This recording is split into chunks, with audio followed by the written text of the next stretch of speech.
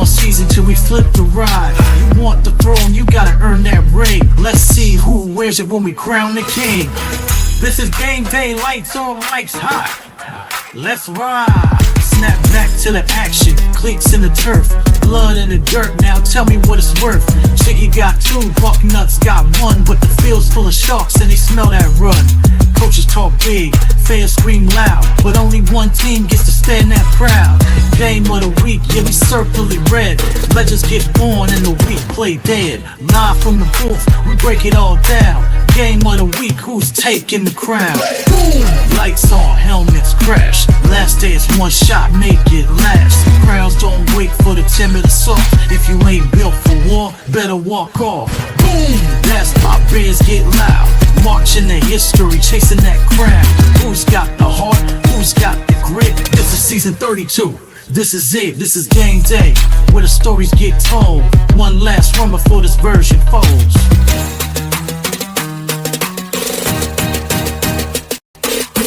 No scripts here, just fate and fight. No second chances on Saturday night. Pick your poison, run that play. Every dog got bark till you bring that pain.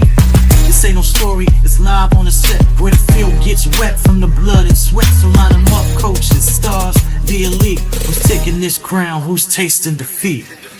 The countdown's over. We're alive. This is game day. One final chapter to write. Will it be Jiggy? Will it be Bucknut?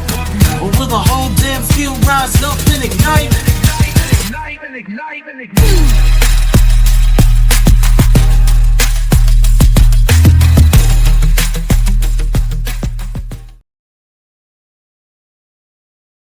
What is going on, everyone? I'm here with Penguin, Pat, Mark, Smitty, and Big Red, and this is Lick. We have a great show planned today. We're going to be revealing the college football playoff for the first time in season 32. I know that's going to spark some debate with our members here, as well as the league, as every early poll in college football playoff does. We're going to talk about big SEC matchups that are coming up in Block 6, as well as some of your favorite NDL pick'ems we'll do at the end of the show. We're also going to talk about some of the big games that we've had over the last couple weeks. How's everybody doing today? How are you doing today, Penguin? Pretty well. Survived the Greenback, Tennessee earthquake of 2005 this morning, and other than that, I'm pretty well. Pat, how you feeling? Waking up, Big Red got me fired up. For 2 reasons. One, he finally figured out how to mute his mic, and number 2, just gave a hell of a speech about 90 seconds before we started. Hey, guys, it's great to be back on game day. This show is incredible, and listening to all the talk, it's great. It gets me excited to see what goes on this week. So I'm pumped, and game day is what a great intro song. Loved it, fellas.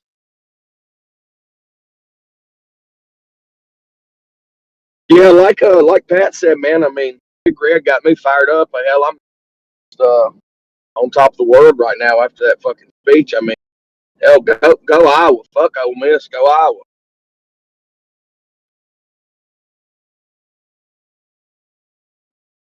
What about you, Big Red? How are you? Is the problem with teaching him how to mute his mic? He didn't figure out how to unmute. Hey, motherfucker, listen here. Man, I'm happy to be here. I'm happy to come out of retirement. Sorry, I was running up the stairs and I did mute my mic for it. Thank you. We're in the house, though. Man, I'm happy to be back on NDL game day and just bring a little bit of positive juice early and Saturday morning. Man, so we'll kind of jump right in it, Penguin. This one's you can go ahead and start this one off with the season halfway over right now. What is one of the big games that sticks in your mind from this season already? It's going to be most likely a recent game. Most likely.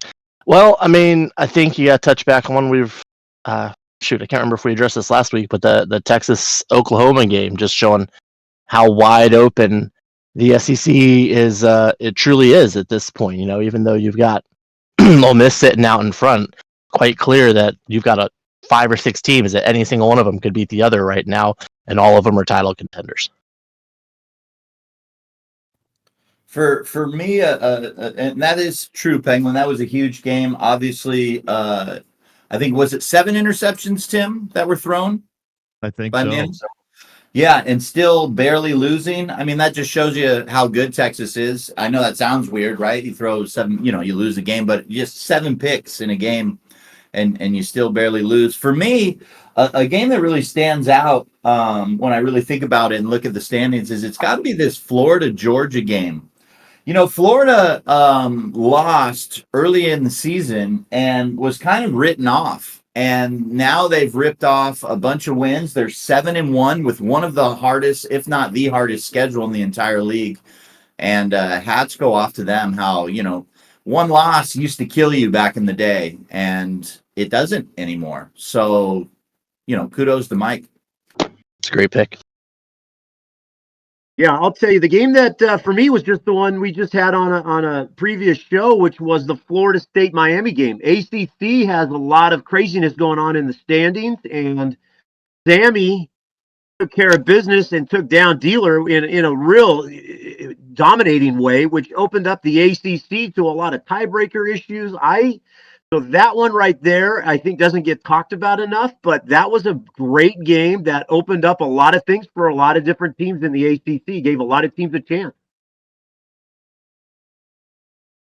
Yeah, I was gonna go with North Carolina, Florida State. If anybody watched, just really a badass game to watch. I don't think it would be a good game to play in, coach in. But it was a really good game to watch. Set up the ACC a little bit.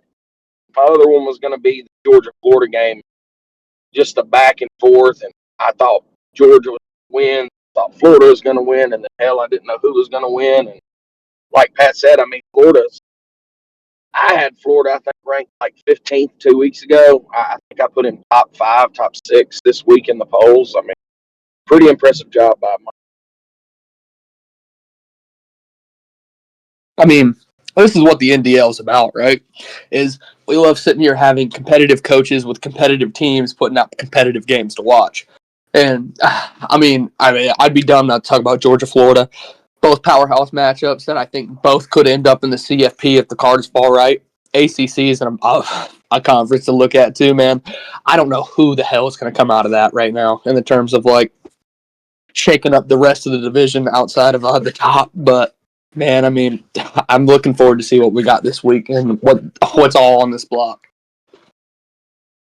Yeah, one of the games that really caught my eye last week, and I know Sammy has talked about it. If you guys don't tune into Sammy's media show, The Outliers, it's a great show to learn about Power Fives and the kind of the stuff that goes on there with him and Vic. But was the Charlotte's upset over Tulane? I mean, if you call it an upset, Charlotte's had a pretty good season, but I think that really shook out Tulane's chances of making the college football playoff. But that was a very big win this last week, and it was a great game as well. And so I thought that was a pretty big win when it comes to kind of weeding out some of these.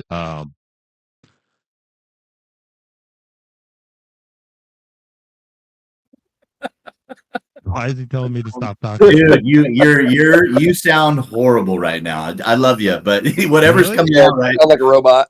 Yeah, dude, it's really bad. Man, weird. I haven't done anything different. Well, maybe it's time. Well, you guys keep talking then. You jinxed it by saying we haven't had sound issues in a while before the show. Right?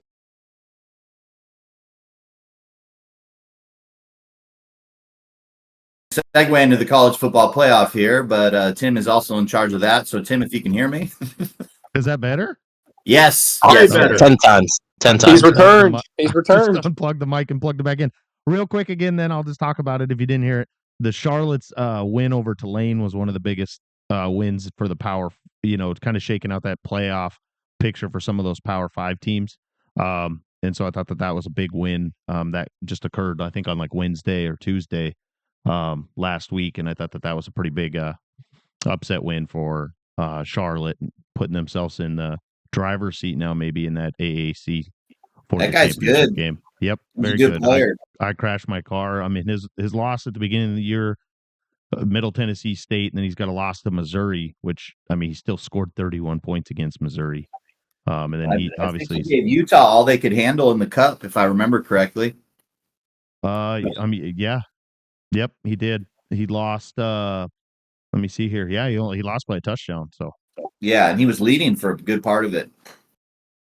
yeah, and so that AAC, I know if you guys don't listen to the Outliers podcast with Sammy and Vic, they talk a lot about it. That AAC is becoming to be quite the it's going to be quite the race down the stretch here with 3, 4, 5 teams undefeated in the conference. And then you have Charlotte, Tulsa, Florida Atlantic, and South Florida, which obviously Florida and South Florida are trying to make a bid for that college football playoff, being that Power 5. I don't know if they can jump chip, but we'll talk about that a little bit later. Anybody else have any games or anything like that, or any moments or anything that really have stood out this season so far? I know you guys are just excited for this college football playoff reveal. Very much so. Okay. So we'll get right to it. I know that's why everybody's tuning in early this morning on Saturday. And so bear with us. I am going to put out a statement here. It's not from me. This is from Six, who is the chairman of the College Football Playoff Committee. He's come out with a statement, and I will put it up on the screen here for you. So before we reveal, he did want to talk about, he just wanted to talk about, this is kind of what they debated and everything. All the games, and I'll let you guys read it if you want, but all the games that they used for this college football playoff were games that were played up to 10 o'clock last night when they met. And so they used all the games prior to that. Now I could probably look here. At the time, yeah, it was 10:05 p.m. Doesn't tell me Eastern. What I'm assuming it's Eastern, and so they probably missed the Oklahoma game last night. But that's a little statement that he had put out for the college football playoff. I know they put a lot of work into it. Pat, you've been on it. Is that correct? Yeah, last season. It's fun. Yeah, and I mean, how was the first meeting? Would you say that the first meeting is a lot different than the last meeting that you guys have? Not really. I've said it before. It was really easy last year. We really didn't have a lot of tough decisions throughout. I felt like there was no really real back and forth because it was pretty straightforward. If that makes sense. No, it does. Yeah, you had 10, 11 teams that were always in it, and then you had the that group of 5, right? That was going to be the debate, and I'll be honest with you, being in the room, there wasn't a huge debate on it. There was a small pushback on who should be in there, but it was pretty cut and dry. So we'll just start with the bottom all the way to the top. That's probably going to be the easiest thing to do. I mean, we probably know a majority of the 8 to 10 are interchangeable, probably with that 5 to whatever. But obviously, these are some of the teams that are left out. And obviously, there's going to be a lot of debate. We can debate it after. I'll just show the rankings here. So obviously, the team that comes in at this has got to be okay. So this is 16. This has got to be from a previous year. Right? Homie sent this to me, so it's homie's fault.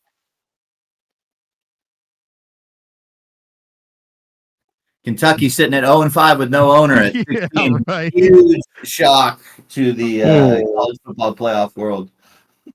Fake news. 14 looked right, at least. At first, I was like, damn, dude, I didn't know Louisiana was balling like that this year. Here, give me a I'm just going to put up the image, and then we'll talk about the teams that are in and out. Give me a second here.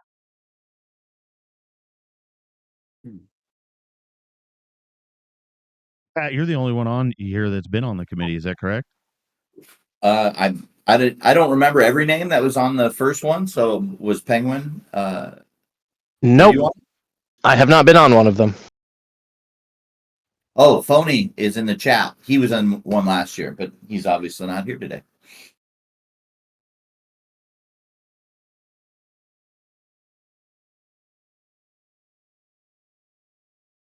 We're getting it. Homie's already on top of it right now.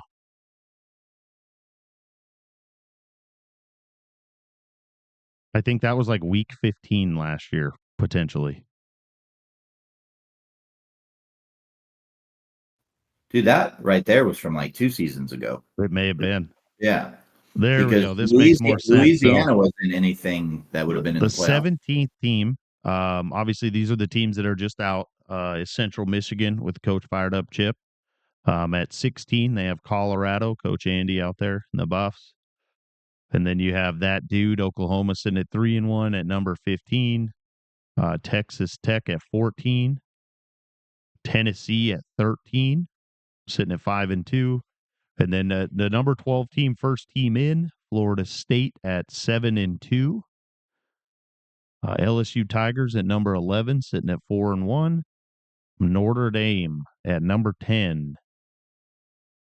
Georgia at number 9. Oregon at number 8. Utah at number 7.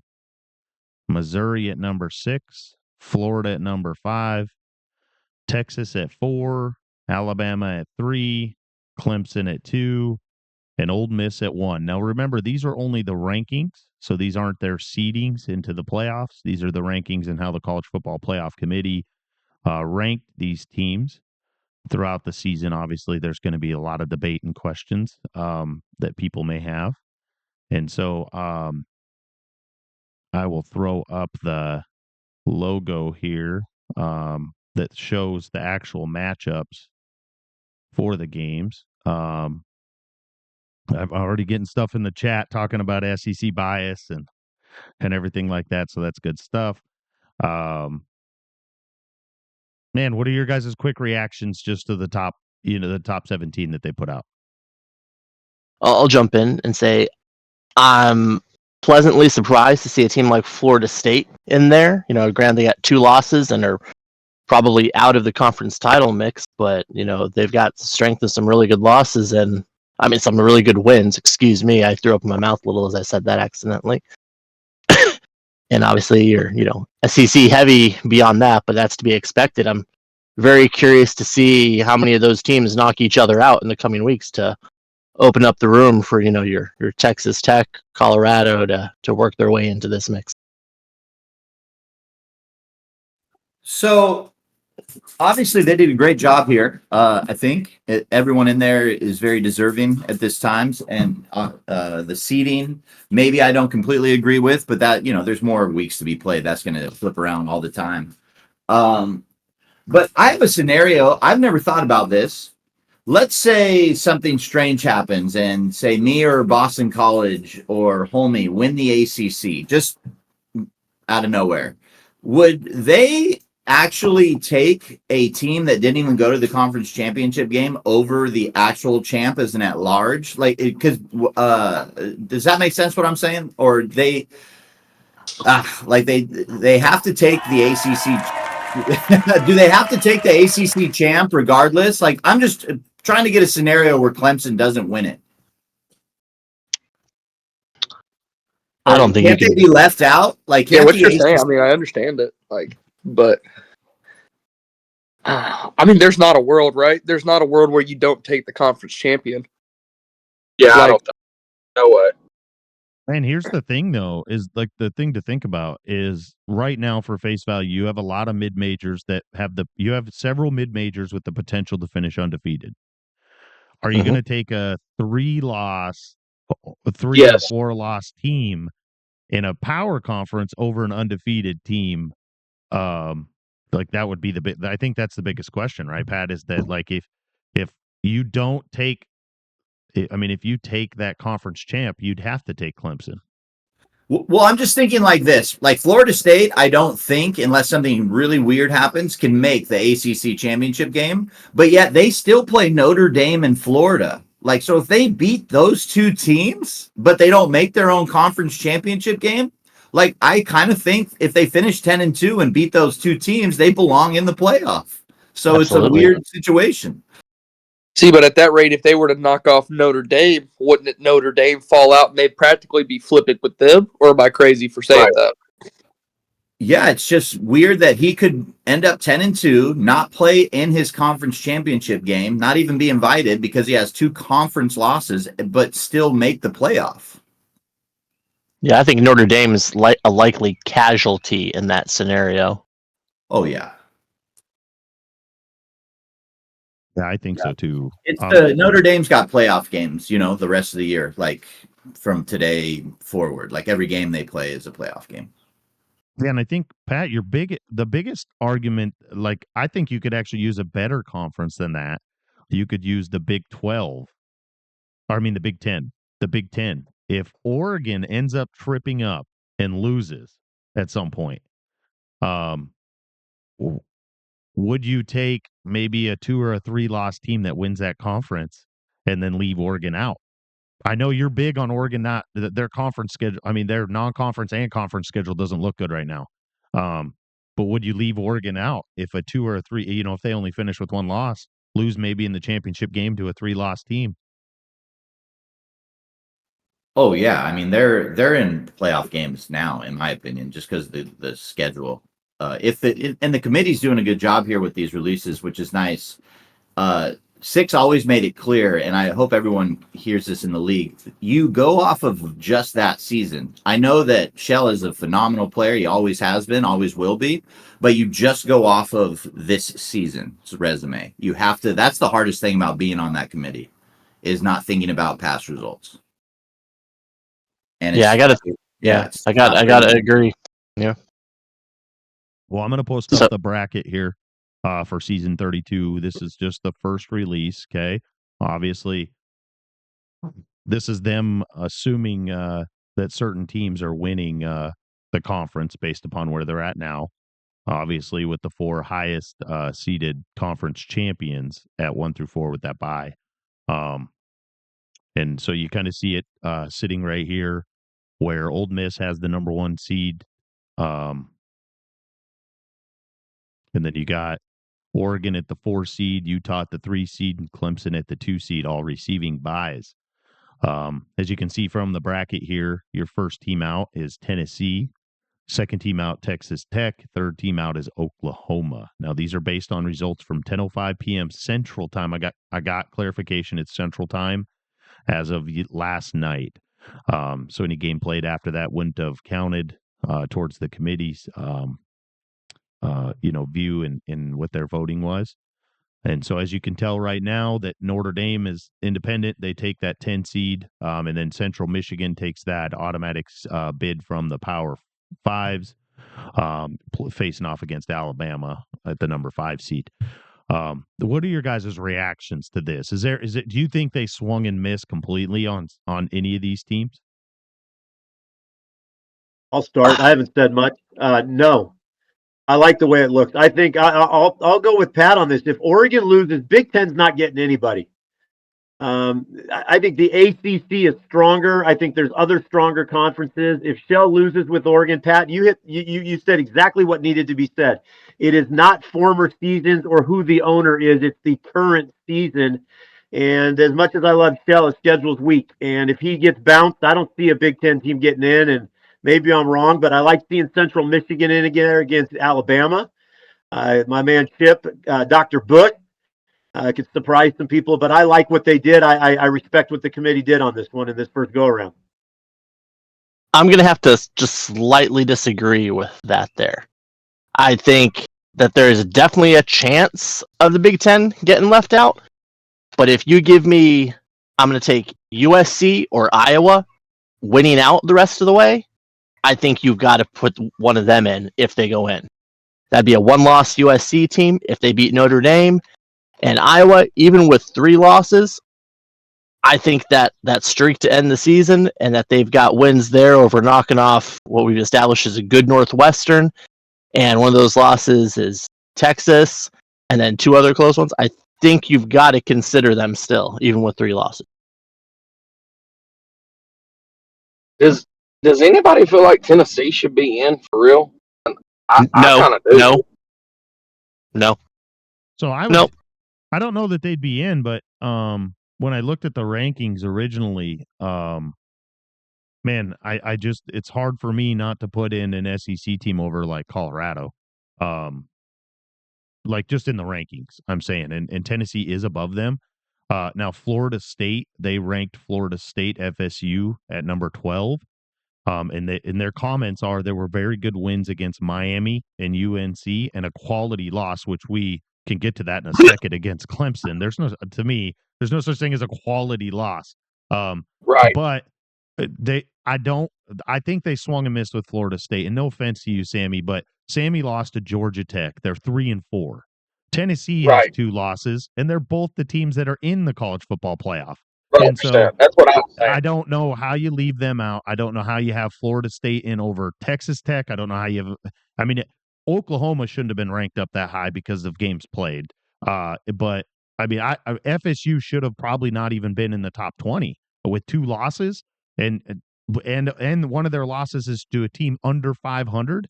It blows my mind. That part blows my. I think they nailed the other ones. I think you can make arguments for the other ones, but there's FSU. You cannot give me a very valid argument as to why you would even put them in the college football playoff. Like that blows my mind. Who did Notre Dame lose? Hey, let me start this. Hey, where should Washington State be? I was surprised an undefeated Washington State team didn't get any mention. Yeah, I mean their schedule, their strength of. I mean, this is me. I'm the coach. Their strength of schedule is pretty bad. But some of the other teams that are in there, their strength of schedules aren't that great. And so I think it'll just for Washington State to even have a chance at the college football playoff, other things would have to play into factor. I need Notre Dame to probably lose, so that there is kind of an independent spot. And then obviously some of those SEC teams are going to lose because they play each other. Tim, so are you going to claim a national championship if you go 12-0 and don't get invited? 100%. 100%. I think that's what most people are wondering. Yeah, we've already been in discussion with the athletic director and the Pac-12 commissioner, who is our athletic director, and so that'll definitely take place. Man, if I could piggy in here for a second, because I've just kind of been sitting here listening and developing thoughts. 2 people I want to shout at here, man. Mizzou, way to take care of business, man.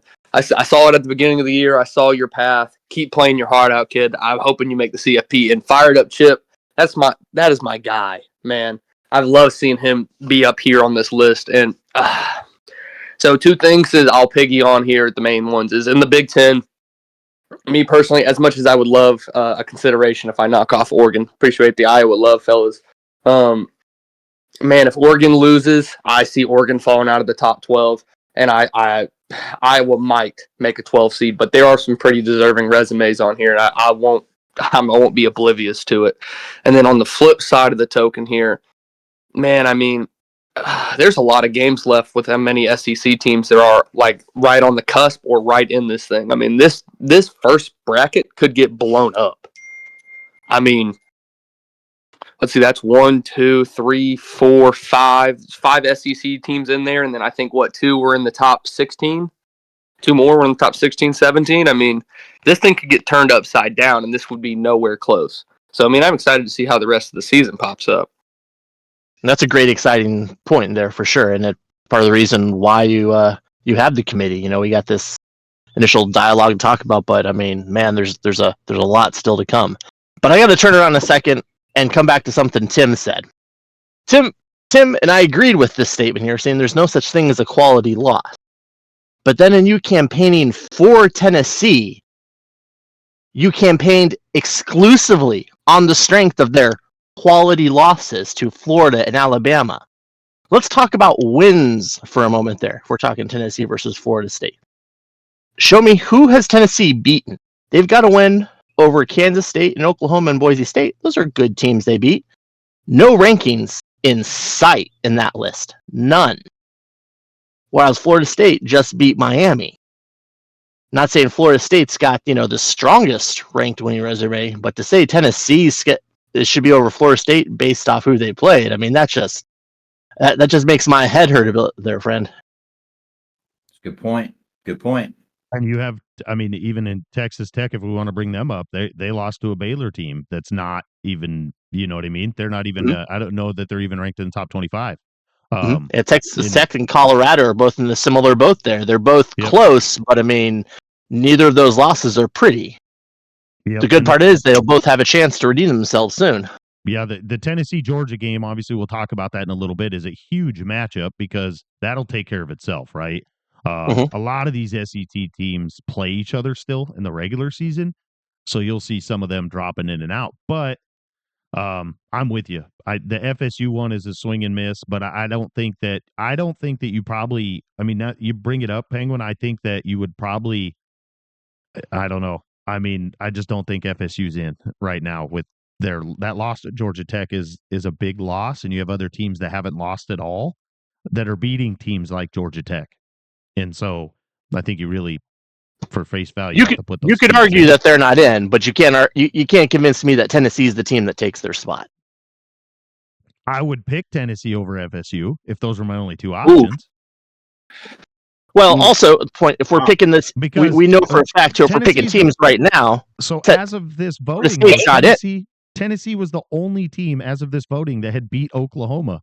Oklahoma has the best win and on face value has the best win in the league right now against Texas. No. Ole Miss has the best win. Ole Miss has the best win. Let's not get carried away. All right, there you go. I knew Smitty's always lurking, dude. He's always in the weeds. One last point I got to make on this here. Technically, FSU isn't in at the moment because that 12 is kind of false because Central Michigan would take that spot if this was final today. Yep. And get an impact over them. So they're actually in but not in technically. Who did Notre Dame? Georgia? What's that? I think Notre Dame lost too, and that was that week 1 matchup against Georgia. I think it was at Georgia too. I think. No, is that another one of those Notre Dame quality losses? I think they. Yeah, quality loss. Yeah, they said the notes that we got were the best loss out of the group that is left.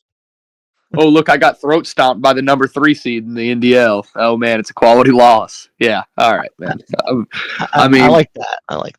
I mean, I hate to say it, man, but it's true, dude. Like, because I mean, granted, that's why we have a committee for it, and that's why we have grown men with unbiased opinions to figure this out for us, so we can talk shit on NDL Game Day. But man, like, at the end of the day, a loss is a loss, man, and any loss that you're going to take is going to hurt one way or another, and you're standing on this. Like, do I think Tennessee should be in? Absolutely not. I'm going to be honest with you.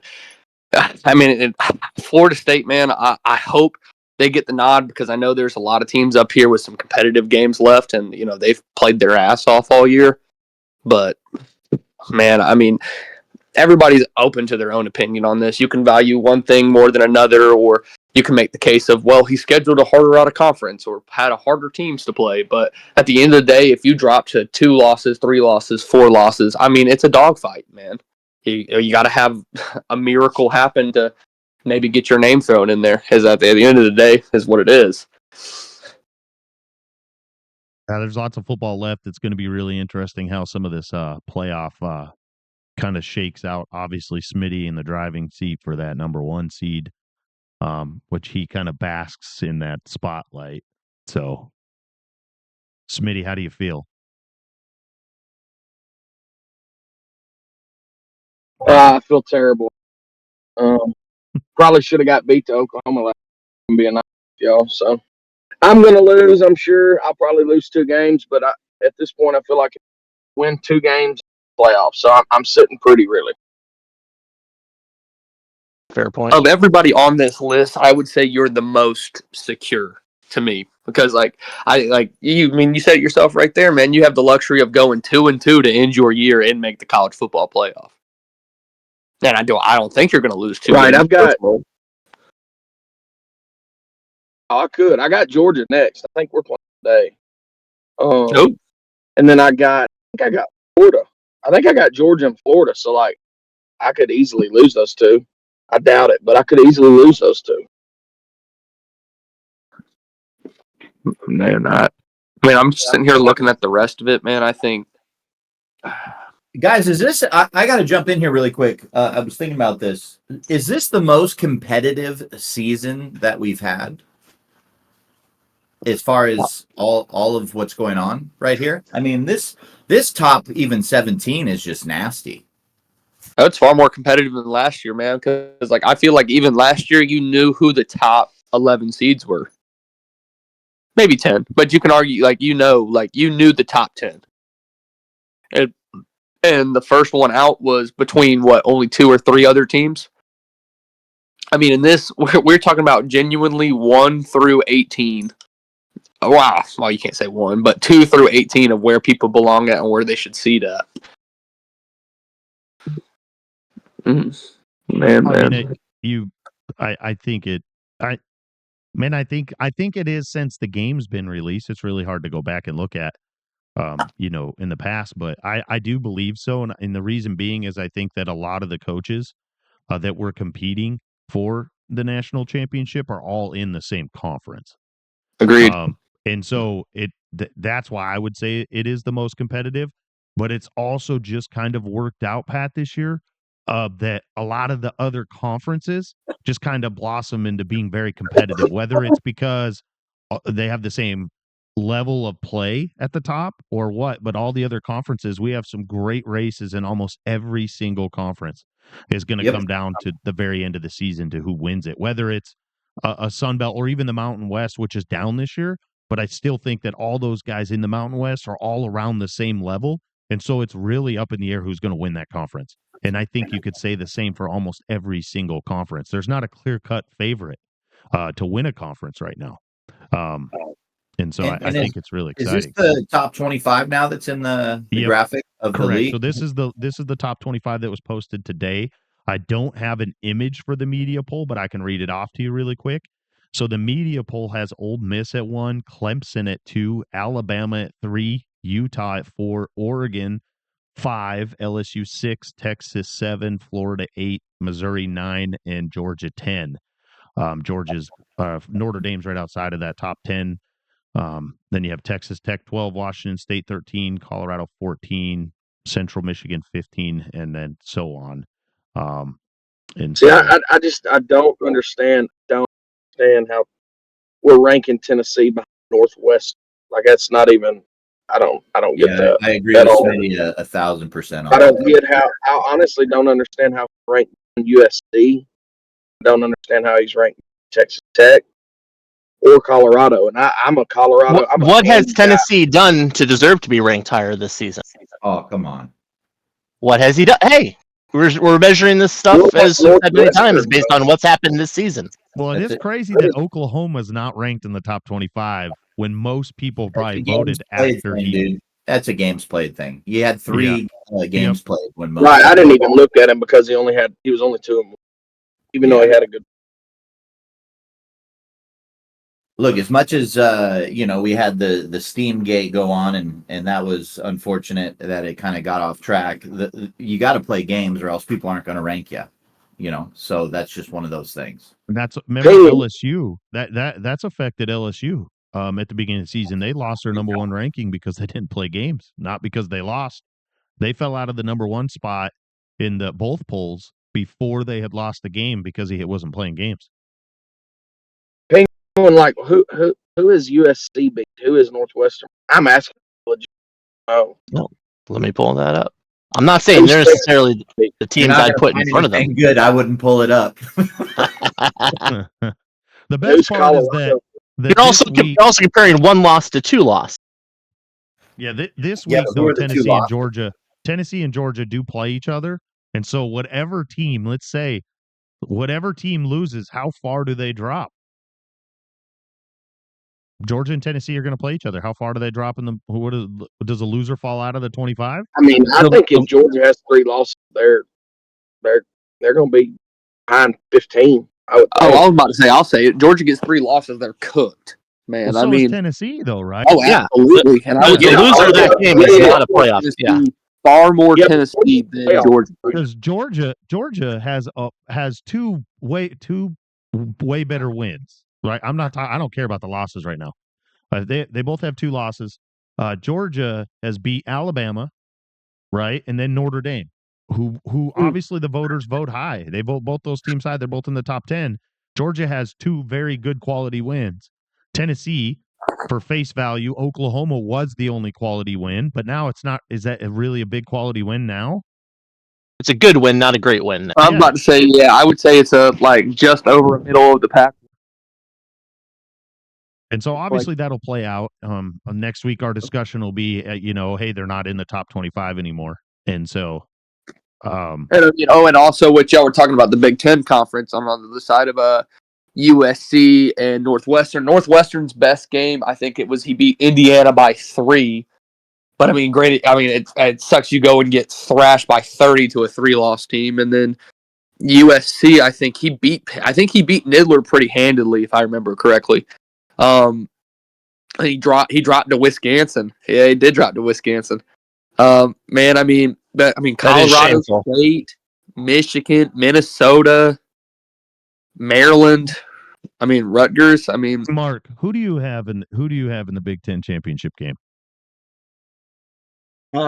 Oregon for sure. I like that team. I mean, forget Oregon in the game is really good. They're stacked, and you got a good owner in Shell. And I don't know how the schedules break out, but I'm not picking against USC. Sorry, Big Red, you're a stud, bro. But like USC and Oregon, I don't even know if that's a realistic final, but that's who I would have. Oh, well, here's your thing with USC though, and I was crunching this out by myself the other day. Is we have a mutual opponent that I beat a little bit, actually pretty handedly more than him. And the last bit of my Big Ten schedule is UCLA, Maryland, and Nebraska. So I mean, oh yeah, buddy. So USC losing a conference game. I'm cheering for Big Red to win the whole conference and win the championship, only because it'll throw a big old monkey wrench in the Oregon to the college football playoff. That stream when that game is played is going to be loaded from everybody that's sitting in the 13 seed to the 18 seed. I saw Pat ordered somebody's coming out of the college football playoff, and somebody's coming in. Pat ordered a bunch of Iowa gear, and he's going to cheer on the Iowa Buckeyes. No, literally. Is that like a travel team? Man. But I think Big Red is very Switzer of the NDL. I'm starting to love this dude. I love it, Big Red. Man. Because here's the thing, dude, is don't get me wrong. I love bowling with the fucking rest of them. And I love the college football playoff. But guess what? Oregon, Shell, I don't care if I make it. I don't care if I go in as the 12 seed Big Ten championship or if I'm the 13 and I play in the Geico ice cream Nebraska Bowl. All right. I'm coming to ruin your season. That's all I care about. I'm caring about whoever the 13, 14 seed Cinderella is to come get in the college football playoff. That's what I'm playing for. So you can pick USC. You can pick the California boys, but we do things a little different in Iowa, and we go for championships, baby. That's what we play for here. Wow. Smitty, are you hearing this guy? You got to go play DK right after this game or right after this show. I'm going to carry the boat. Wow. I've got some up. I might fucking weed eat. I'm on my balcony right now. Okay, on my second story. I'm outside. It's a beautiful day, and I'm ready to jump from the second story down to the first to go for a run after this. I don't know if let's not get crazy. I don't know if I'm ready for a goddamn run, but I mean, I'm ready to play a video game. When are you and DK playing? I don't know. I think I read his message. What a surprise. What a surprise. I read it wrong from Smitty. Watch it, Matt. Watch it, man. I am game whenever he's game. How about that? Oh, where's DK now? DK's in the audience. Hey, DK, and when are you guys playing? Right after the game? Of course, man. Right of course. The show? You need DK the most. When you need DK the most, he's nowhere to be seen. That way the Peanut Gallery can tune in and we can chime in about how bad you guys suck. And DK's here. Come on. Oh, come on. Come on. Come on. 2? No, they're talking about Diet Pepsis. Man, you guys keep an eye on that chat. We're going to jump right into the next topic here since we're talking about Ole Miss and Georgia. We're going to talk about the SEC matchups. Super biased show today. This is also considered a part of my content for the SEC conference. Wait, so you're getting points for this? The double points here. No, the big SEC matchup here. We haven't talked a lot about the SEC conference in general. We've kind of been spreading the love out to the other conferences throughout the previous shows. Obviously today, as you can tell, this is just all SEC. And so we'll jump right into. I'm going to skip the Ole Miss versus Georgia game for now. We'll come back to it if we can get DK to commit on a time here. But we got there's a lot of good matchups that are coming up this week in this block. Notably like LSU, Alabama play, Florida versus LSU, Georgia versus Tennessee, which we talked about and we all agree, I think, is that whatever team loses that game is out of the discussion for the college football playoff, as well as I do believe the conference championship. And so, what are some of the matchups you guys are looking forward to, and who do you guys think is eventually going to come out as the 1 and 2 out of the conference? The 1 and 2 out of the SEC, man, that is a tough one. I mean, I'm gonna start with the easy pick. I think Ole Miss gets into the conference title game, and the team that I think that they will face off, that'll be there, I'm gonna go and say I believe it's Alabama. I think Alabama. They granted that Missouri game wasn't necessarily pretty, but they did get the win, and frankly, I like them versus LSU and Oklahoma in the coming weeks. I think they get in there with one loss, and I think you get a fantastic matchup of Titans and a game that you very well may see again in the playoffs. Yeah, great choice with Alabama. That LSU game is obviously, going to be that's their right to the ship to the championship game. So with that being said, gonna go with Ole Miss versus Mizzou in the championship game. Oh, I like it, Pat. You know what? Alabama has always been my team in that league. I like D. Kennedy. He's a stud. I think he's doing well with that group. Smitty has proven time and time again that he can get it done. He came on at BB&B and got things done. But it's hard to root against Big Mike in Florida. He's got a history there, a track record with that team and as an owner. But I just don't see it any other way with Ole Miss and Alabama. Those are my top two. I'm gonna throw a curveball, man. I'm gonna throw a curveball. Take myself out of it. I'm gonna take the Ole Miss Rebels out of it. They're gonna choke in the last two games, Georgia and Florida. And but it's been said multiple times. There's tiers to this. I think it's gonna be Texas and LSU again, and whoever wins that will probably win the championship. And I don't see anybody being able to beat those two guys. I used to respect coach speak, but this is just out of control. Yeah, man. I'm gonna be honest with you. There's not a world where you can not say yourself right now, and I appreciate you for being modest. You've never been one to show your ass, but Ole Miss is playing in the SEC championship, so that's a for sure lock. Yeah. I got to quote Buddy the Elf and say, "You sit on a throne of lies." Yeah, no, I mean literally, man. And and looking at the rest of the schedule, when you go and dissect what blocks you got left, and I remember, man, I was one advocating for Mizzou in week 0, and everybody calling me crazy, saying to this point, man, I don't think it'll be Mizzou. Funny enough, I hate to say jiggy this, jiggy that, but Texas has got a really forgiving schedule to end the SEC, man. I mean, they got A&M in that last week. I believe they got Florida in this block. I think they take care of Big Mike pretty handedly. And I think they go on a run and finish the season, finish it out. But I mean, between what you have left, I think Ole Miss takes care of Florida for you too. And then I think in that bunch, it's going to come down to between Alabama and I think Mizzou finds a way to drop one game to who was I seeing earlier? They find a way to drop a game to Oklahoma. And let me say this here now: Mizzou, Arkansas. That's going to be a hell of a game. That one there, they're going to watch out there, dude. I mean, there's hell of a game, and that's the thing is talking about the SEC is. Granted, it doesn't matter what coach has a win total, a 2-4, 3-3, this, that, another. I mean, they're competitive coaches. They had to get in the SEC somehow. And I mean, when you have a talented roster, anything could happen. So, but I think it's going to be Ole Miss, Texas. I got Ole Miss coming out of it, and I got Ole Miss being the 1 seed in the NDL. So trivia time. Okay. Here's a trivia time. You guys tell me what matchup this is. This is what I think is probably one of the biggest matchups this next block in the SEC to decide who's going to play in the conference championship. Okay. November 1940, a genuine Indian peace pipe was donated by Dr. John S. Knight of Kansas City to become the traveling trophy of this rivalry. The peace Oh, like pipe, in the form of a tomahawk, belonged to Chief White Eagle of the Pawnee tribe. The peace pipe's believed to be over 100 years old. These two teams first started playing each other in 1902. I think I got it. I think it's North Texas versus Vanderbilt. Wrong. It's a matchup in the SEC. Boy, I usually know a lot about peace pipes, but this one's got me. So this is actually this matchup is actually called the Tiger Sooner Peace Pipe Award. Okay, it's awarded to whatever team wins out of Missouri and Oklahoma.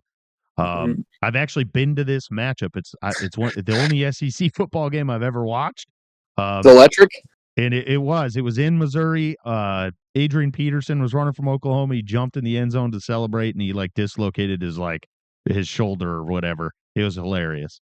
But I think whoever wins this game, this is coming up in this next block, the Missouri-Oklahoma. If Missouri wins this, they're in the driver's seat to represent, be one of the representatives in the SEC. Mainly, their schedule's been very favorable. They played very well, but they would be the ones that would represent. I think I would believe that they would represent the SEC, and probably Ole Miss would be the other two teams. Those would be my two teams, mainly because of some of the other schedules that go to play. I'd have to look at the SEC tiebreaker. We did it last year. And it definitely could potentially come to that because I think there will be multiple teams with the same amount of losses for that number 2 seed. Where would you guys put Texas if the college football rules committee had suspended players properly? If both quarterbacks were out, where would you guys put them? Would you still think that they would have a chance, or would you rule them out completely? So their next games are against Florida and Arkansas, just so everybody knows. That's who I'm sure their water boy is a 5-star. All right. I mean, they've got. I mean, they're the depth on their roster is just. I still think it's handedly enough to go win games. Personally, I think going into Florida with your third string quarterback is going to cause a lot of problems. Yeah, I think you probably lose that game against Florida in the swamp against Big Mike. Big Mike. Guess we'll never know. We well, won't. And the best part is not only they've actually upgraded. Now he's going to go in the swamp and have a player that the home field advantage doesn't even affect. So really, actually better now.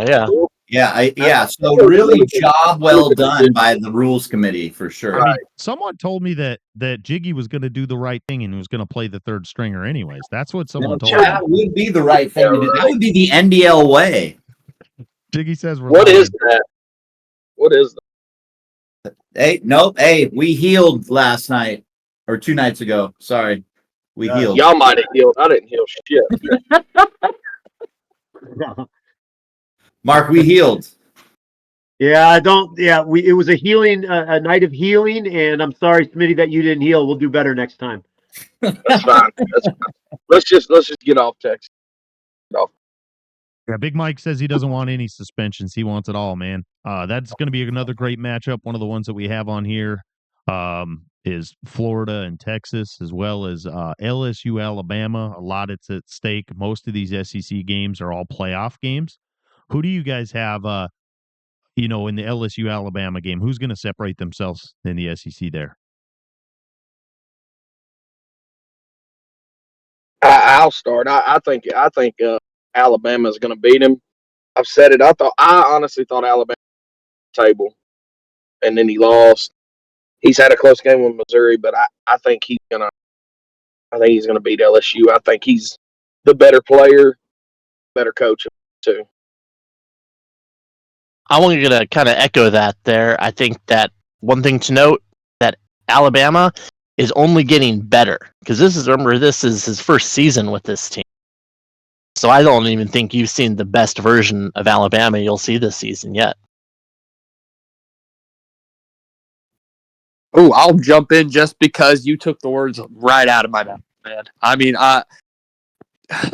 Alabama, man, it's a talented roster, but B, man, I mean, just like looking at him as a coach, I mean, he puts out a phenomenal product week in and week out. And man, I don't know what they do out there at practices in Tuscaloosa, but I mean, man, I think he's going to run it for the next foreseeable future, I guess, for the rest of the year.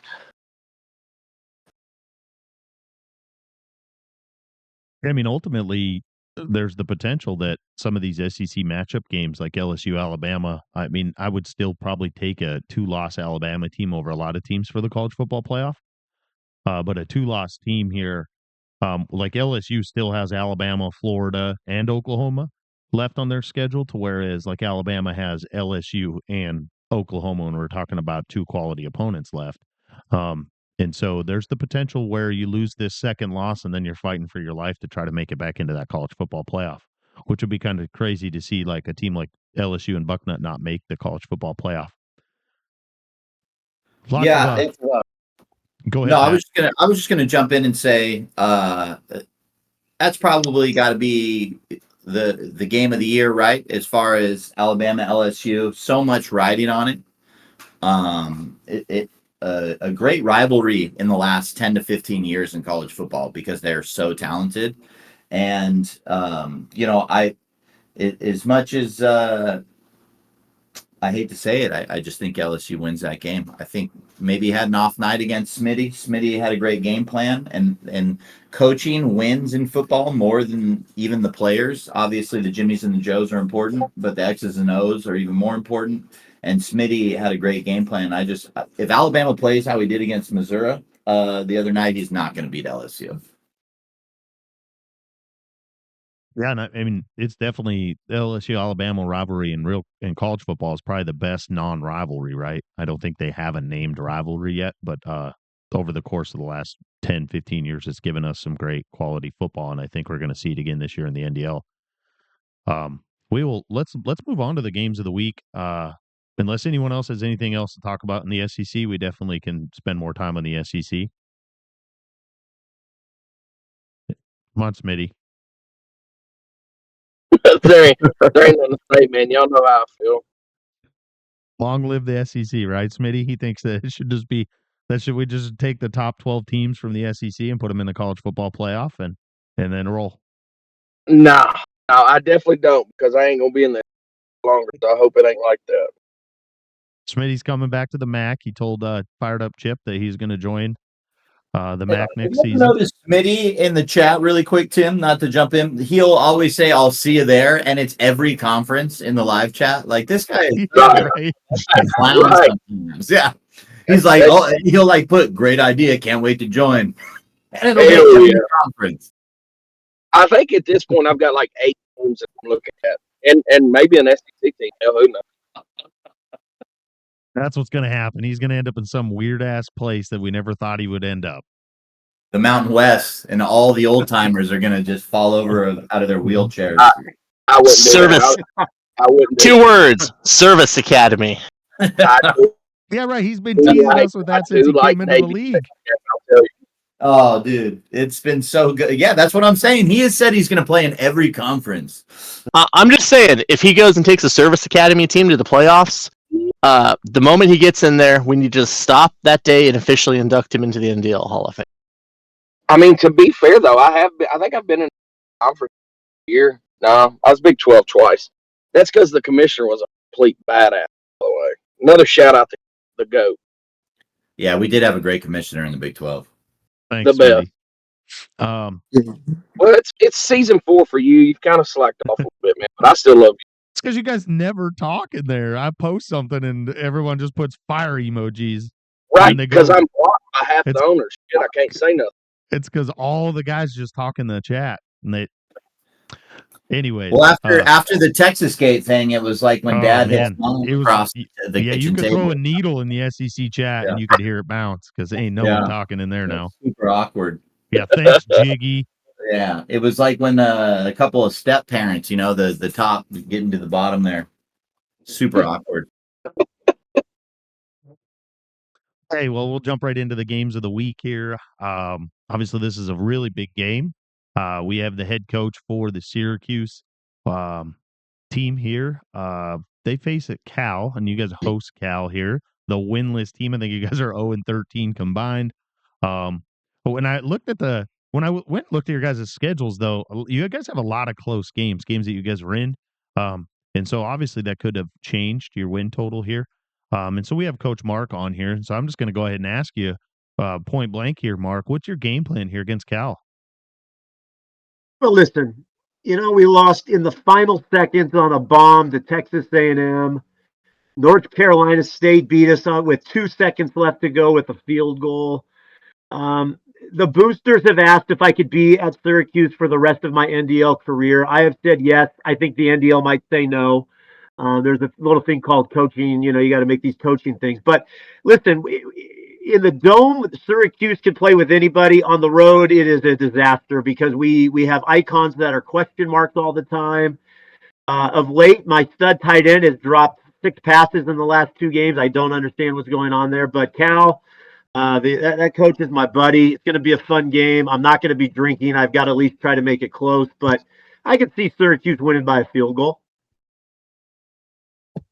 So I'll pick first here real quick. I think Kyle's going to have a great game for you at quarterback. I got Syracuse winning by 50. Whoa, 50? I'll be out of the league. Wow. No, you Broke won't. Hey, the you rule. will not be out of the league. No, We'll just you have- won't. No, you won't. Just Kyle will just not be able to play next week. Okay. Yeah, Well, it won't have been done on purpose. They'll It'll be probably fine. Suspend your backup strong safety, so you'll be fine. and as long as you didn't mean to. No, but I got you. I got you winning, Mark. I think you'll end up pulling ahead here, and I think you're going to win a big one here. First win of the season. Go Syracuse. All right. Well, I'm going to jump right in here and say that, this is an easy choice here. The Syracuse orange, and I love oranges. So I'm taking the literal fruit is going to be the state full of figurative fruits. Go Syracuse.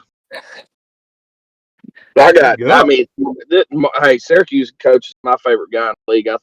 So I'm going Syracuse, maybe by 100.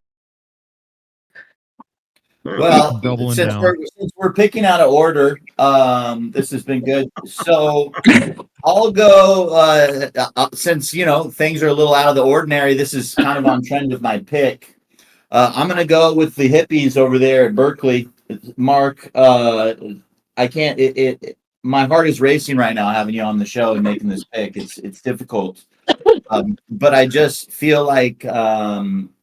The Cal running back is going to give that. We've talked about it. That Syracuse defense, as good as you are on offense, the defense it's poo poo. And yeah. Boo me all you want. That's fine. Yeah. But I'm going to go with Cal in an absolute thriller, maybe the best NDL game of the year. Cal with a walk-off field goal. Man, I guess that just leaves me, man. Even though Syracuse picked USC to play in the Big Ten, and I've got some keen words for that coach over there, man. And give me Syracuse by 101 and to suspend the entire roster. Mark, how do you feel about this being your last season in the NDL, your last block with these rule breaks? How do you feel about it? Guys, first off, listen, I don't even know the rules of the NDL because I'm never in a situation where I need to know the rules. Shit, dang, for everybody else.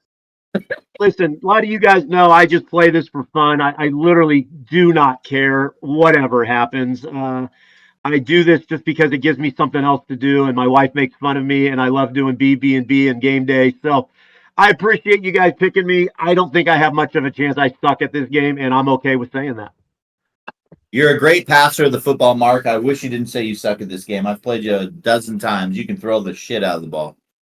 Well, thank you guys, but I love you. Let's move on to the next game. I'm getting a little too nervous now. He's blushing over there. Fair enough. That's some fantastic coaching going on over there. I love it.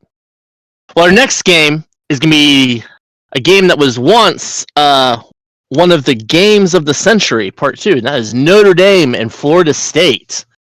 And this is a matchup that's near and dear to my heart. It's a couple of coaches that I think, frankly, very highly of as not just coaches, but as individuals, and be able to chance to conversate with them both in the past. But to me, this comes down to a very simple fact, and that is that Rudy was offsides. Go Noles, Sammy by 30.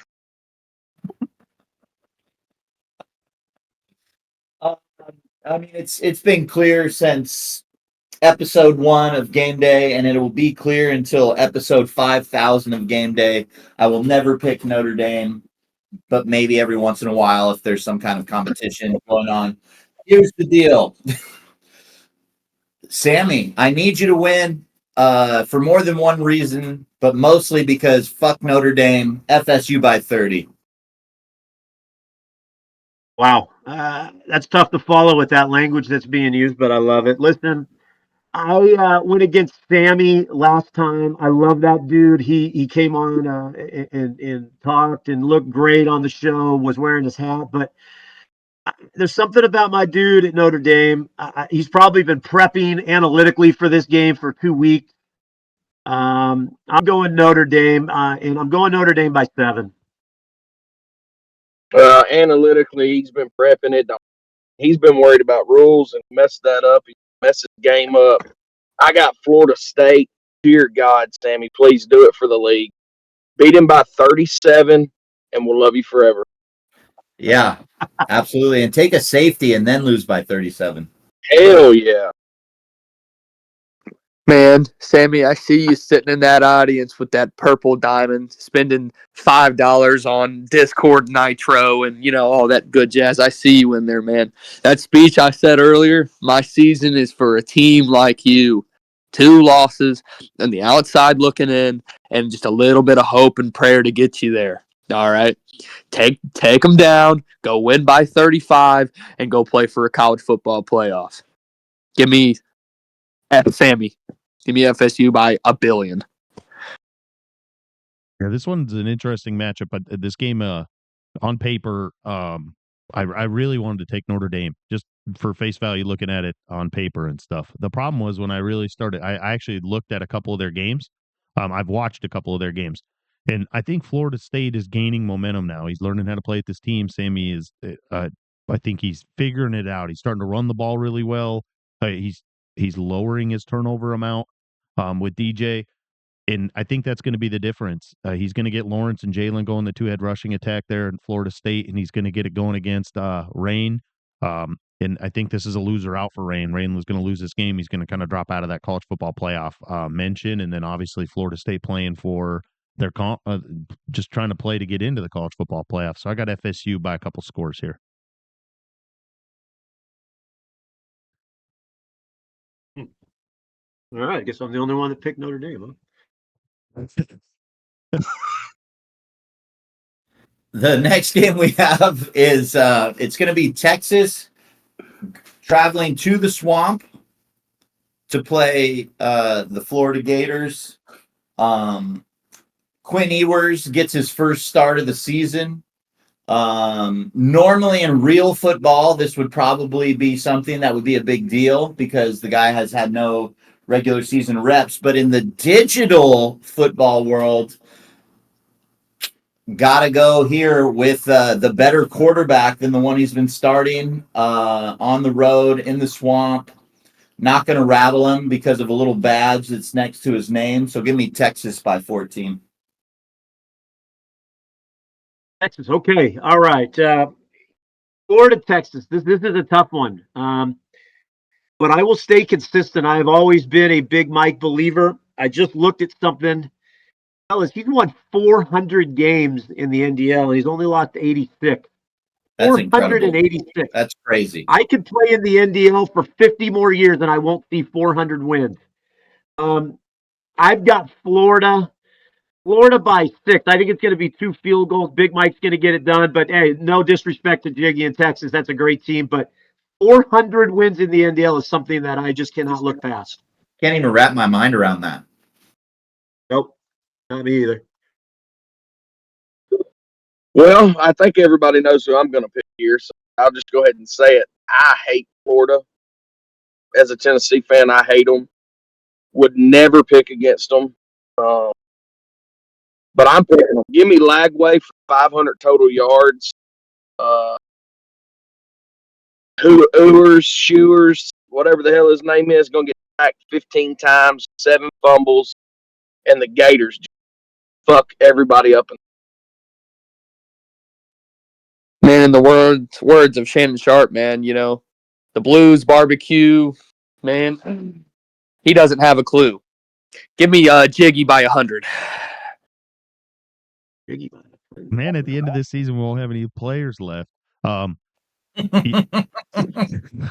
I love Big Mike. I love Jiggy both. They're both great fans of the NDL Game Day show. We've had them both on the show before. And man, I really, really wanted to pick Texas here, just because I think they have so much talent on that offensive side of the ball. But man, I'm going to go with Big Mike here. Biggest reason why is I think that home field advantage is going to play a little bit, as well as starting a new quarterback and maybe doing some things that you normally didn't do. I know he's a better overall rated quarterback in the video game, but Jiggy did some things probably that Ewers can't do. With Manning. And so I think that Big Mike is going to squeak out a win here, and it's going to be close. It may even go to overtime. Nice. Well, this So one's- I think go Penguin, go. Yeah. Thank you. Forgotten about again. So, jumping right in here. Yeah, it's definitely going to be a huge matchup, between these two offenses and coaches that have won tons and tons of games. Quarterbacks are obviously going to be the central focus, and while we're all thinking about what Texas, the players they're missing and Ewers playing, I think it's going to come down to the Florida quarterback, mostly. I think he's going to have that home crowd at his back. He's going to have an absolutely huge day, and for that reason, Texas will win by less than 35 this time. Nice. Now I think I'm up. Penguin, my apologies, bro. I apologize. No worries. It's been cool to talk about all these phenomenal games and the SEC and all this stuff, but the game that we need to talk about is North Texas at Army. I'm going to give you a little bit of history here.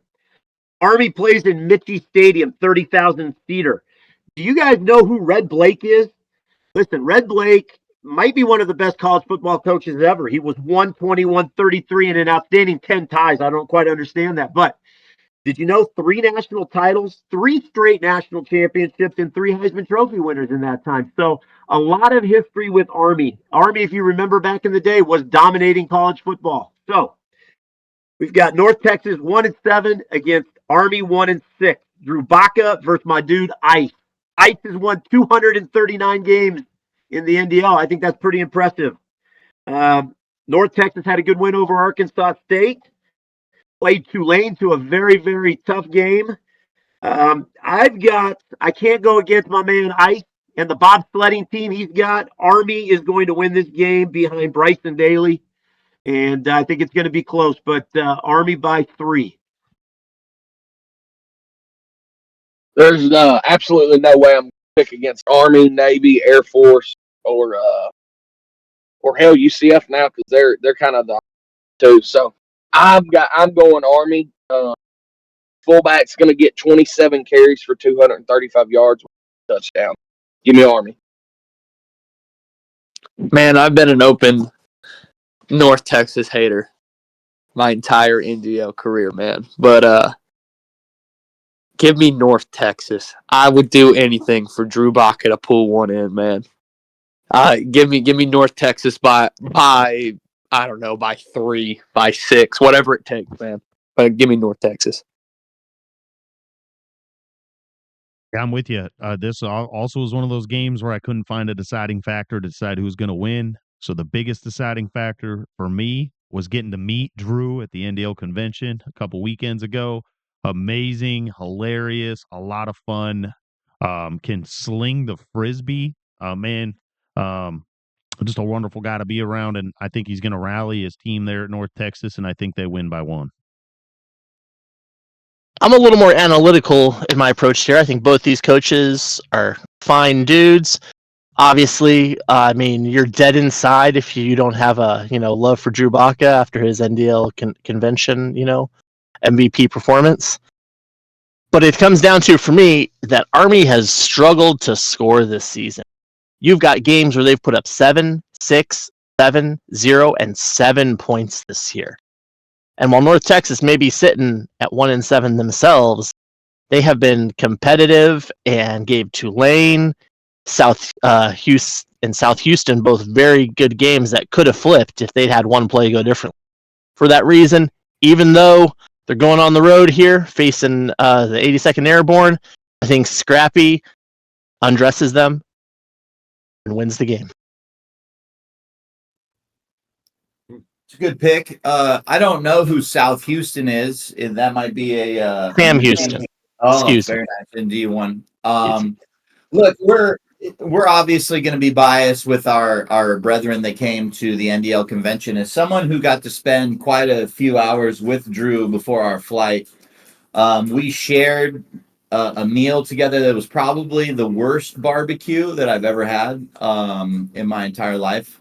But we definitely broed out over a couple of IPAs at the poker table. Shared some very good photos of my travel, wink, wink, and things like that. And I just would never go against him, even if he was playing Alabama next week. I would go North Texas 100 times out of 100. So absolutely, give me North Texas. Love Joe, great guy. I think North Texas gets it done.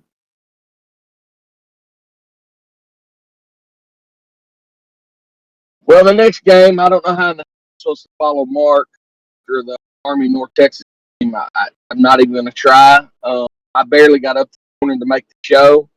I didn't do a lot of research. But we have USC and Nebraska.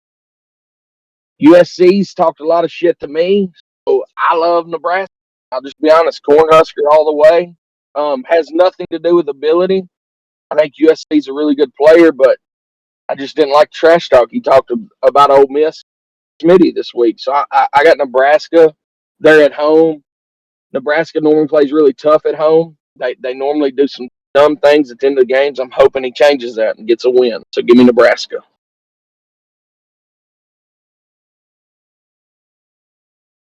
Sorry, I'm coming. My fault. I had to Whoa. get back to the mute screen. Oh, all Diddy. It's a family show. And Yeah, you know, excuse me, sir. Manson I'm family, sitting maybe. here looking in the. I'm sitting here looking through the messages, and man, do I just keep seeing this old Texan keep popping up, talking some shit, man. And unfortunately, though, to beat Nebraska, so give me USC by 7. Yeah, this is another one of those things where both great coaches, great programs, kind of figuring it out at both schools there. This came down to the same thing that came down to the North Texas Army game is what have you done for me lately? And I got to meet Texanol at the NDL convention. There's another plug for next year's convention. I got to meet him. Great guy, a lot of fun. Should probably never bring whiskey to a convention anymore. Amen. That was it was a great time though, and I think that he's kind of figured things out there with USC. He has a lot of firepower on the offensive side of the ball, and Branch is deadly. I think Branch ends up having a really big game against the Cornhuskers, and I got USC winning. I'm gonna jump on a similar vein with this one here as well. A lot I can look at there to think reasons why Nebraska could win this game, especially with being at home and some of the playing it loose and struggles that USC has had, even in some of their wins. But at the same time, I just got to come back. I've got more reasons why USC will win than Nebraska. And I think Texas Noel is going to keep that train marching on his way to a likely Big Ten title game berth. Yeah, so this is really tough for me. Met Texanol, great guy. Thought he is just a great voice on the mic. Definitely thought he was a black guy when he showed up. He was not. That was kind of the joke of the convention, which was hysterical. Had a nice game of catch or two with him. Guy can spin the football. He can also save anyone's burger from certain death. So with all that being said, love you, buddy, but I do have to go with Nebraska on this one. Big Red, longtime member of the NDL, great player, great guy, playing with his favorite team at home. probably the second instant classic after Mark's game with Cal, for sure.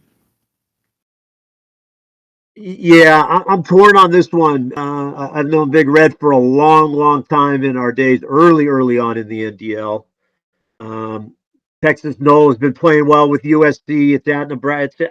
I got to go. Gosh, as a former UCLA fan way back in the day, Pat will understand this. The ketchup and mustards. I'm going with the ketchup and mustards for the first time ever in my life. And I'm sorry, Big Red, because I love you, dude.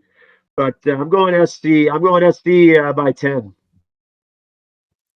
The ketchup and mustards. I will think about you until the end of time when I hear that, by the way.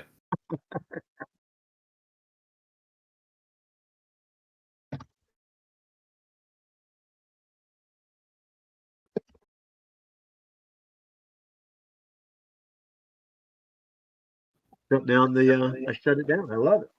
Red. Ooh, yeah. Sorry, hold on. Had to put Doggo away for a second. What game did we get to? Had to do something. You're something Hey, else. I learned the art of muting the mic. I learned the art. You must unlearn what you have learned. No. Don't worry. Hey, it took us 7 episodes to get Penguin talking off mute, so you're fine. Oh, heck, Wow. heck yeah. Wow. Just forget about him. I'd love for y'all to do a week with my setup and see how you feel about giving me shit after that. No. 7 Using like times. tinfoil and shit. Hey, man, how'd you know? And I mean, I tell you what, I couldn't afford a mic, man. I just went to Wally World and got the what's called the antennas from the movies. You know what I'm saying? The little tinfoil antennas stop you from getting brainwashed. That's what I'm running my mic through right now. Well, do you know it's your turn to announce the next game? Oh, is it actually? What's the next game? Hold on.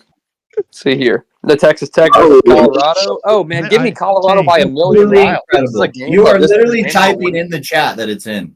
Big Red. Dude. Are you Smitty's son? Like, it makes way more sense to me now. Hey man, look. I And I was trying to keep my I identity. was nervous. I thought maybe I was wrong, but I was Trying to keep my identity hidden for as long as possible. But it is Smitty's true. son. I am indeed a middle-aged, overweight male. That's why Smitty beat me up so bad. I hurt his child. On God, seed if you'd rather. No, man. I mean, the fact that this is a game of the week, dude. I mean, Texas Tech versus Colorado. I absolutely what Colorado does day in and day out. I'm taking Colorado by 35 on the way to. So you fellas be back and go tear some shit up. All right. This is so before the show, I had Colorado winning, just basically because the offensive side of the ball, they have lots of weapons. I think he's going to be able to spread the ball around, and he does some unique things there to get Hunter the ball. But man, the more and more the show went on, I really just had to go back to the NDL convention again, and I think that Texas Tech is going to control the ball. He's not going to turn it over, and I think Colorado's going to have a couple big turnovers early, and it's going to change the momentum of the game here. And I got Texas Tech winning. I've got to say, sometimes you only got to look as far as the mascots to understand how a game's going to go. In this case, we're going to focus on the Colorado mascot, Ralphie. Now, Ralphie, whether you know or not, is always a female buffalo because they're less aggressive and a little smaller. That also means she lacks a D, which is just like the real Colorado on the field. And that is going to have everything to do with the outcome of this game. Texas Tech by 2 scores. It's so hard to pick against my convention guys, but again, just Colorado. After watching a few of his games, he takes care of the ball fairly well, and I think he'll do that here. I think what's the over/under? You guys think 1.5 punts in the game? What do you guys think? 200 points. Man, I don't know that anybody punts. Over, definitely under. Under 1.5 punts. That's what I'm thinking too, especially with our 4th down rules. So give me Colorado in an absolute shootout. I'm thinking 49-42 type game. Holy shit. Wow. Hard to follow all this amazing stuff you guys talk about, but here's what I'm going to say. I like both these guys, but EA and believes in this Colorado team maybe more than anybody else. They have overpowered this team. So just by that alone, I'm going to go Colorado by 21. All right, Andy, I need you. If you're not in here, I need you to watch this. Quit waiting until the fourth quarter to use your money plays. I get tired of watching you get down 21 and then using your best plays in the fourth quarter to win. Use them early. Get up early. Put some pressure on. Quit saving your shit for the end. Get up by 21. Make them get pressure. Settle down. With that being said, I got Andy. Colorado.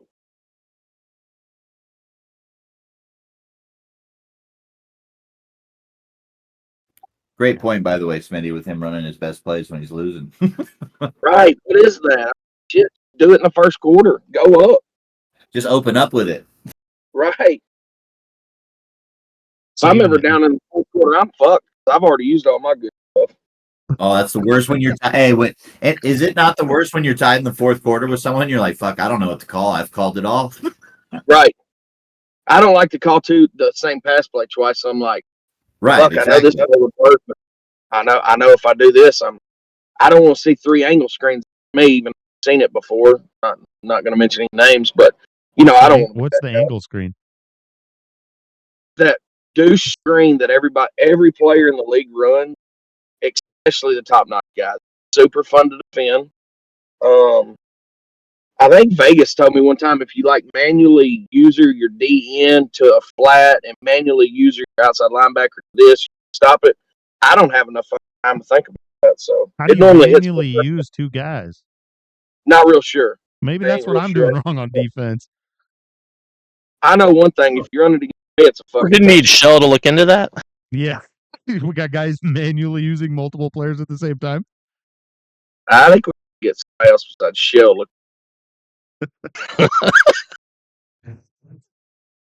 Wow, Mark. I guess the healing didn't work. No, but at the same time, I had my controller in my hand trying to figure out how to do that, being I don't even know how to shift my flipping line. So, Mark, you got to turn the controller the other way. I literally have my controller in my hand trying to figure out how you manually use or 2 guys. I don't even know how to manually use Plug it in. Yeah, oh my gosh, my head is spinning right now. Smitty, can I chime in for a second? Yeah. So I run that play. I do. Okay. I run it once a game. I run it Right. into the hash. I'm just going to give this is a scouting report for anyone in the league. And I motion a guy across the formation so you can't like recognize it, or at least you try to at least throw a few people off, right? Because it's only in one formation. And I try my best to throw the ball before the guy crosses the line of scrimmage, because that's why the play is cheesy. The guy will catch the ball like fucking 8 yards past the line of scrimmage sometimes. And is that why you don't like it? I don't like it because I think it is a cheesy play in the game. I know people say that, oh, when I run it, it gets stopped. I've personally never seen it be stopped. Man Never. coverage. And I've had it ran against me about 10 times. I've tried every coverage. You can't run man against it. That's no way. I've tried running over there manually with my linebacker. I get butt fucked every time I try to do that.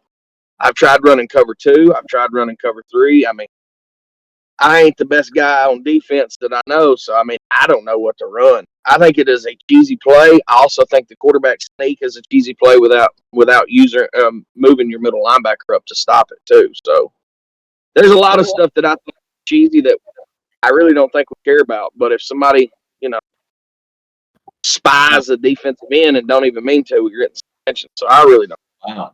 Wow. Mark, what do you think about all this?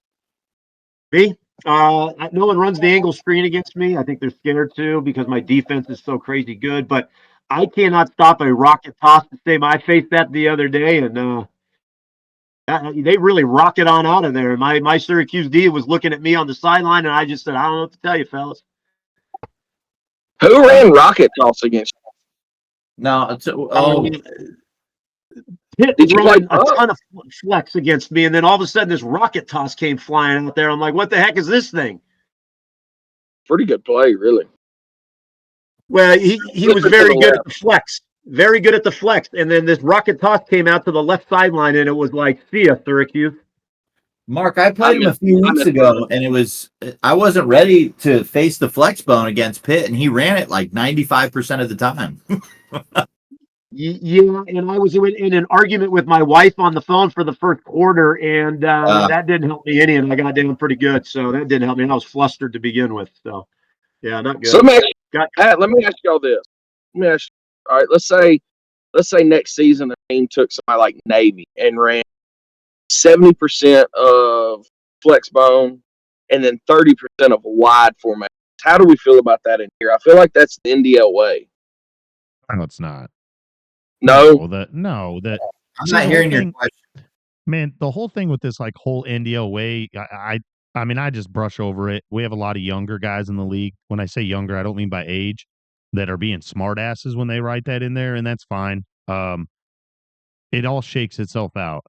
The NDL way is just not being an asshole. That's all it is. It's just about respecting your opponent. right. You can't write the NDL way down. Every single guy in here that's been in here for a long time is going to have a different description on what the NDL way is. That's And fair. so it's not a papered rule. It's not a fourth down rule. It has nothing to do with that. It's respect your opponent. And like, if the biggest thing that I always say is like, if you don't think you should do it or you don't know, then just don't do it. You shouldn't need no Right. like, hey, what's the fourth down rule? I don't know it. Well, if you don't know it, don't do it. Just punt the ball away. It's not that hard. If you punt the ball away, your opponent does the same thing. You respect each other. It's just the craziest thing to me is Tim, can I address this? Yeah, go ahead, Mark. I might be one of the older guys in the league. I know I sound like I'm 22, but listen, the NDL way is, you're exactly right, Tim. There is no, I literally, fellas, I don't know the rules of the NDL because I don't need to know the rules. I play it the right way. Right. I think guys are just being kind of jerks about saying, oh, the NDL way. The NDL way is respecting your opponent, like Tim is saying. It is playing a good style of football. It is playing realistic. And I think when the game starts getting realistic, or the thing that drives me the worst is EA did this to me and EA did that to me. No, it's called a video game, and you're the one that's controlling the sticks. And just enjoy being in the NDL because there's not many leagues like this, and there's a lot of good people in here. So don't let a few things sway you about the NDL. The NDL way is having a good time. Well, I'll tell you, there's no other. It is the best. So, ain't even close. Best league. Yeah, that's coming. I was in season 1, and in season 1, it was like you were scared to death to do anything because they would come down on you with the hand of God, and you were right back to the farm with 130 knuckleheads. So, right. Can I jump in here right now is in a really good place, and there's a lot of good young guys in here that are really good. That's going to keep this thing going, and I've really enjoyed. I'm not a video game guy. I don't really enjoy video games, but I enjoy the NDL. So I hope that's kind of where I'm coming from. Yeah, Mark, I'm gonna do the classic corporate. I'm gonna piggyback on that. I've been here since day one when we had to like fill 109 members, which was hard enough. People had 2 teams, and I think when you take 10 years off of a game, someone I think messaged me through like Facebook or something to find, like, you know what I mean, to like get me to come back. Like, the fact that this many people came back would show you how fantastic the place is. I think there's no other better receipt than that, right? So happy to be back, and I definitely think older folks, like even myself, should be more open-minded to the younger guys or the newer guys, because they are also what carries this league. Like, we wouldn't have a full league if we didn't have new guys. True.